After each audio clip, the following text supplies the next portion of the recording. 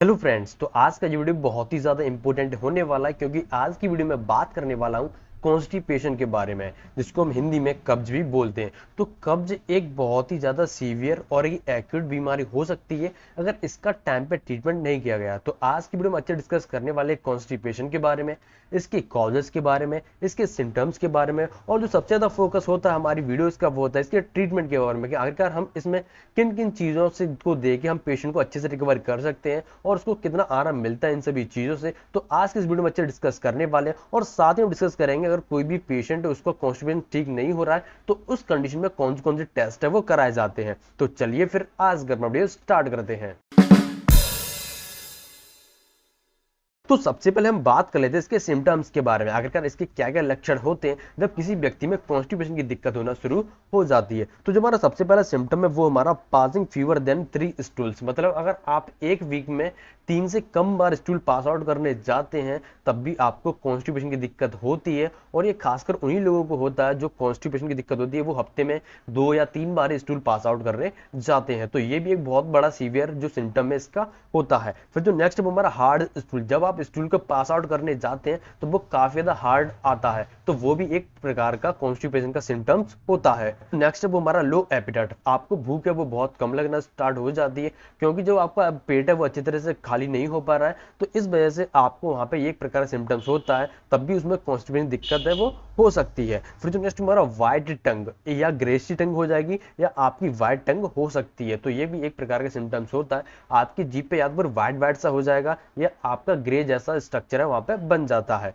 फिर जो नेक्स्ट हमारा वॉमिटिंग, आपको उल्टियां भी आ सकती हैं, ये भी एक प्रकार का सिम्टम्स होता है। फिर जो नेक्स्ट हमारा स्टमक पेन, जैसा कि मैंने आपको बताया था कि स्टमक में पेन भी हो सकता है क्योंकि कॉन्स्टिपेशन दिक्कत उसमें आपकी पेट दर्द भी हो सकता है जो कि काफी ज्यादा कॉमन है। और फिर जो नेक्स्ट हमारा हेलिटोसिस, हेलिटोसिस ऐसी कंडीशन होती है जहां पे कि जब आप हफ्ते में 2 से 3 बार ही आप स्टूल पास आउट करने जाते हैं तो इस कंडीशन में क्या होता है आपके मुंह से बदबू भी आने लगती है। तो ये भी एक प्रकार का बहुत ही ज्यादा सीवियर सिम्टम्स होता है कॉन्स्टिपेशन के होने का। तो ये कुछ प्रकार के कॉमन सिम्टम्स है जो कि नॉर्मली पेशेंट में देखे जा सकते हैं, और भी काफी सारे सिम्टम्स होते हैं लेकिन मैंने यहाँ पे जो कॉमन है जो कि मोस्ट इंपोर्टेंट है जो कि बेसिकली देखे जाते हैं मैंने उनको यहाँ पे डिस्कस कर दिया है।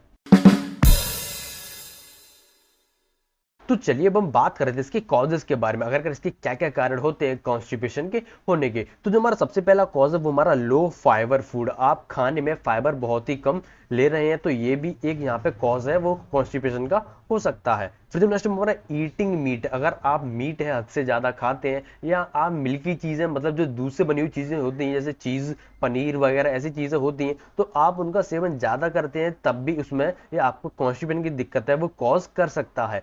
फिर जो नेक्स्ट हमारा नो एक्सरसाइज, अगर आप किसी प्रकार की एक्सरसाइज नहीं करते हैं, कोई प्रकार का योगा नहीं करते हैं और आप है ना बैठे रहते दिन भर तब भी आपको कॉन्स्टिपेशन की दिक्कत है वो हो सकती है।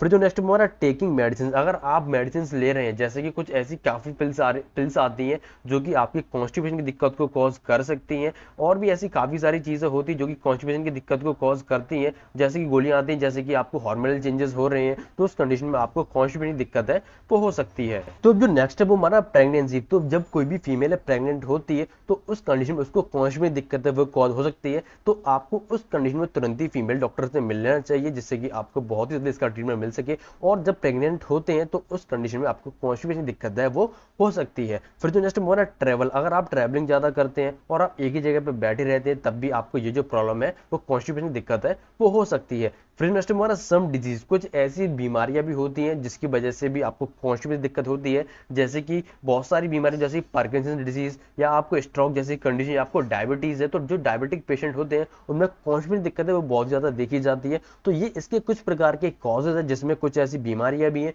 कुछ आपकी डेली रूटीन में भी आपको चेंजेस करने होते हैं, तो ये कुछ प्रकार के कॉजेज हैं जो कि काफी ज्यादा कॉमन है। और यहाँ पे देखिए जो मैंने आपको मेन कॉजेज है वो मैंने आपको यहाँ पे डिस्कस कर दिए हैं।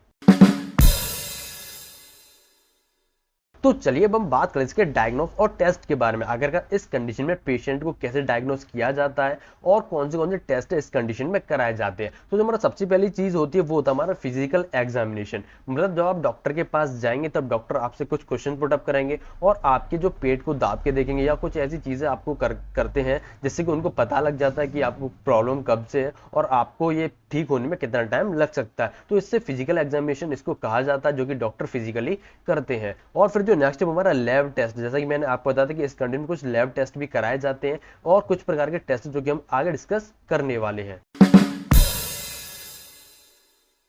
तो चलिए अब हम बात कर लेते हैं लैब टेस्ट के बारे में। अगर इस कंडीशन में कौन से लैब टेस्ट हैं वो कराए जाते हैं, तो जो हमारा सबसे पहला टेस्ट होता है वो हमारा ब्लड टेस्ट। आपका जो ब्लड का सैंपल लिया जाता है तो उससे भी पता लगाया जा सकता है कि आपकी बॉडी में कोई इन्फेक्शन तो नहीं है या आपकी बॉडी में क्या दिक्कत है, वो ब्लड में कोई दिक्कत तो नहीं है, तो उसको वहां पर चेक किया जाता है। फिर जो नेक्स्ट हमारा एक्सरे, आपका जो बॉडी का जो आपकी स्टमक का है, जो आपकी जो एब्डोमिनल एरिया होता है उसका सिंपली एक्सरे किया जाता है और वहां पे एक्सरे में पता लग जाता है कि आपको कॉन्स्टिपेशन की दिक्कत है कितनी ज्यादा हो रखी है। फिर जो नेक्स्ट हमारा अल्ट्रासाउंड, इस कंडीशन में अल्ट्रासाउंड भी कराया जाता है। तो ये कुछ प्रकार के टेस्ट है जो कि नॉर्मली कराए जाते हैं आपको कॉन्स्टिपेशन वाली कंडीशन में। तो चलिए अब हम बात कर लेते हैं इसके ट्रीटमेंट के बारे में। और मैं आपको यहाँ पे एक चीज बता दूं कि मैं आपको जो भी मेडिकेशन बता रहा हूँ वो आपको हमेशा डॉक्टर की एडवाइस पे यूज करनी है। तो जो हमारी सबसे पहले टेबलेट आती है वो होती है हमारी मोजा 5 mg के नाम से, जो कि आपको मार्केट में इजीली मिल जाती है। इसके अंदर आपको मीजोप्राइड सिट्रेट जैसा कॉम्बिनेशन मिल जाता है जो कि इस कंडीशन में काफी ज्यादा यूजफुल होता है, जो कि एक प्रकार की लैक्सेटिव ड्रग ही होती है जो कि इस कंडीशन में काफी ज्यादा प्रिस्क्राइब की जाती है। और अगर हम बात करें इसकी डोज की, आपको इसको यूज कैसे करना है, तो यहाँ पे देखिए आपको ये एक टेबलेट दिन में 3 बार खाना खाने के बाद लेनी होती है। तो जो नेक्स्ट है वो हमारा एम्पिसिलिन और कोलेक्सिसिलिन का कॉम्बिनेशन जो कि काफी यूजफुल है। तो ये जो कैप्सूल की फॉर्म में आता है जो कि आपको मार्केट में मेगा पेन के नाम से इजीली मिल जाता है, जो कि काफी ज्यादा पॉपुलर है। तो ये जो एम्पिसिलिन और कोलेक्सिसिलिन का कॉम्बिनेशन जो कि एक प्रकार का एंटी बैक्टीरियल कॉम्बिनेशन होता है। अगर आपकी बॉडी में किसी प्रकार का इन्फेक्शन हो रहा है तो ये उसको कम करने में इसका यूज है वो किया जाता है। और अगर हम बात करें इसकी डोजेस की, आपको यूज कैसे करना है, तो ये जो एक प्रकार का जो कैप्सूल आता है जो कि आपको दिन में 2 बार खाना खाने के बाद लेना होता है और ये आपको लगातार 7 दिन तक लेना होता है।